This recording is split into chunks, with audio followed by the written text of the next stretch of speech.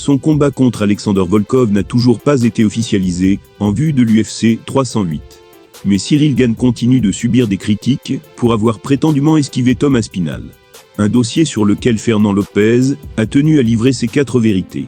Effectuera-t-il bel et bien son retour dans la cage, le 26 octobre prochain, à l'occasion de l'UFC 308 ? Difficile de le certifier à l'heure actuelle. En attendant d'en savoir plus, l'inactivité de Cyril Gane continue de faire parler et de lui valoir des critiques. À commencer par celle de Tom Aspinall, qui lui reproche depuis des mois de l'éviter. Une version que Fernand Lopez a sèchement démentie auprès de MMA Junkie. Voilà ces mots: la seule et unique fois où l'UFC nous a proposé Tom Aspinall, c'était pour le 27 juillet. À part ça, les gens mélangent tout. Tom a call out Cyril, mais ça ne signifie rien de concret.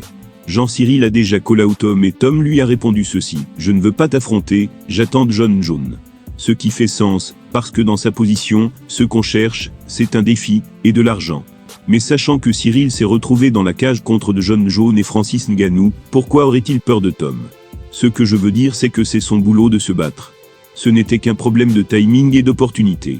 Personne ne m'a envoyé d'offre pour affronter Gelton Almeida, idem pour Curtis Blade. Vous pouvez demander à Mick Ménard, Dana White et Hunter Campbell. Donc les gens n'arrêtent pas de dire que Cyril évite ses adversaires, mais il n'évite personne. Si faire un choix de carrière, c'est esquiver quelqu'un, alors vous ne connaissez rien à ce milieu. Remonté en voyant son combattant accusé à tort selon lui, Lopez reproche notamment à Aspinall d'avoir initié ce phénomène. Il a ajouté: j'ai demandé à Mick Ménard et Hunter qu'on affronte Tom Aspinall à l'UFC 300, mais ils ne pouvaient pas. Aspinall espérait que de John Jones allait accepter de l'affronter. Et pourtant je ne dirais jamais que Aspinall évite Cyril. C'est un monstre, un gars courageux, et quand Cyril l'a call out, et qu'il a refusé, c'est parce qu'il attendait une meilleure offre, et je le comprends totalement. C'est le jeu. Dire que Cyril l'évite, ce n'est pas honnête de sa part. Où est la preuve de ça? Cyril ne lui a jamais dit non.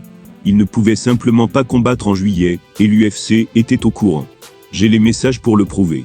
Cyril se serait fait poursuivre en justice, et aurait dû payer des tonnes d'argent à Netflix, en interrompant le tournage du film. La seule offre qu'on a eue pour l'UFC 300, c'était contre Pavlovich et Pavlovich a dit non. À en croire Fernand Lopez, la seule offre de combat contre Tom Aspinall, qu'aurait refusé Cyril Gane, l'aurait été sous la contrainte de son emploi du temps et de Netflix. Le coach de Bon Gamin s'étonne, dès lors des dires incendiaires de l'anglais, à son égard.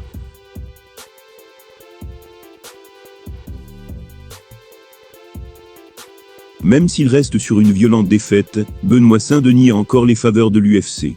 La preuve, il va connaître le premier main event de sa carrière à la rentrée, devant son public. Pour arriver dans la meilleure forme possible, il a dévoilé sa stratégie régime. Pour son 3e passage dans la capitale française, l'UFC a décidé de mettre le paquet. Même sans Cyril Gane, qui sera de retour quelques semaines plus tard à Abu Dhabi, la carte annoncée pour le moment a le potentiel pour retourner l'Accor Arena. D'autant plus que le co-main et le main event auront des implications dans la course au titre. Ce sera Nassourdine Imavov qui ouvrira le bal face à Brendan Allen, avec l'opportunité de confirmer sa grosse montée en puissance. Un succès impressionnant, et il pourrait s'imposer comme le favori pour affronter le vainqueur du choc entre Israël Adesanya et le champion Dricus du Plessis. Ensuite, ce sera à Benoît Saint-Denis de se battre pour enfin intégrer le top 10 des poids légers. Pour arriver dans la meilleure forme possible le jour J, ces deux stars ont décidé de s'entraîner ensemble pour aiguiser leur talent. Tout a été documenté sur la chaîne YouTube de l'ancien des forces spéciales, et on peut les voir discuter perte de poids. S'entourer de nutritionnistes était visiblement une bonne idée pour BSD, qui sait parfaitement ce qu'il doit faire pour connaître une pesée tranquille. Il a déclaré: « Je suis à 82 kilos là, c'est un peu lourd. Il faut que je perde encore 1 ou 2 kilos. Il faudrait que je me stabilise autour des 80. » Imavov quant à lui a ajouté: « Ça va, tu préfères perdre 10 kilos avant la pesée. C'est bien en vrai, tu as raison, comme ça tu es bien en forme. » Benoît a répondu en disant: « Comme la limite pour la pesée est de 70,8 kilos, ça ne laisse plus que 9 kilos ou 9,2 kilos à perdre. C'est bien. » Benoît Saint-Denis expliquait avoir eu du mal à faire le poids pour son combat face à Dustin Poirier.